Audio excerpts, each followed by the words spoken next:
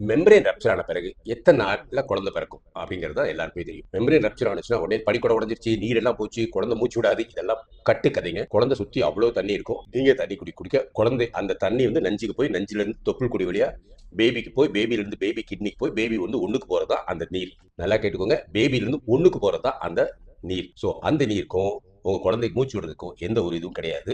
அதனால பனிக்கூட உடஞ்சிருச்சுன்னா 24 மணி நேரம் வரைக்கும் அமைதியா இருக்கு. 24 மணி நேரத்திலேயே சுகப்பிரசவம் வந்துடும். அதுக்கப்புறம் உங்களுக்கு இன்ஃபெக்ஷன் எதுவும் இல்லை, காய்ச்சல் இல்லை, சிடிஜி நல்லா இருக்கு, பேபி ஹார்ட் பீட் நல்லா இருக்கு, உங்களுக்கு மூமெண்ட்ஸ் நல்லா இருக்குன்னா இன்னொரு 24 மணி நேரம் கூட வெயிட் பண்ணலாம். அதுக்குள்ள கூட பெயின் வரும். 24 மணி நேரத்துக்கு அப்புறம் வெயிட் பண்ணிட்டு சில சமயம் டாக்டர்ஸ் வந்து ஜெல் வைப்பாங்க, இல்லைன்னா ட்ரிப்பு போட்டு பெயின் வர வைப்பாங்க. அது 100ல ஒரு 6% 7% தான் இருக்கும். பாக்கி இருக்கவங்களாம் 48 மணி நேரத்துக்குள்ள அதுவா பெயின் ஸ்டார்ட் ஆகி அதுவா குழந்தை பிறக்கும். ஸோ இந்த மாதிரி பனிக்கூட உடஞ்ச உடனே அவசரப்பட்டு தண்ணி போயிடுச்சு அப்படி இப்படின்னு சொல்லி சிசரி நிறைய பெண்களுக்கு பண்ணி அவங்க கஷ்டப்படுறாங்க. அந்த கஷ்டம் இல்லாம இருக்கணும் தான் இந்த வீடியோ. இது மாதிரி நல்ல கருத்துக்கள் உங்களுக்கு தெரியணும் அப்படின்னா இந்த வீடியோ சப்ஸ்கிரைப் பண்ணுங்க. கர்ப்பிணி பெண்களுக்கு இதை ஷேர் பண்ணுங்க. உங்களுக்கு புரியலனா கூட கீழே கமெண்ட்ஸ் போடுங்க. முடிஞ்சோட எல்லாத்தையும் நாங்க தெளிவுபடுத்துறோம். அப்படி மறந்து போயிடுச்சுன்னா வாட்ஸ்அப்ல ஒரு மெசேஜ் போடுங்க.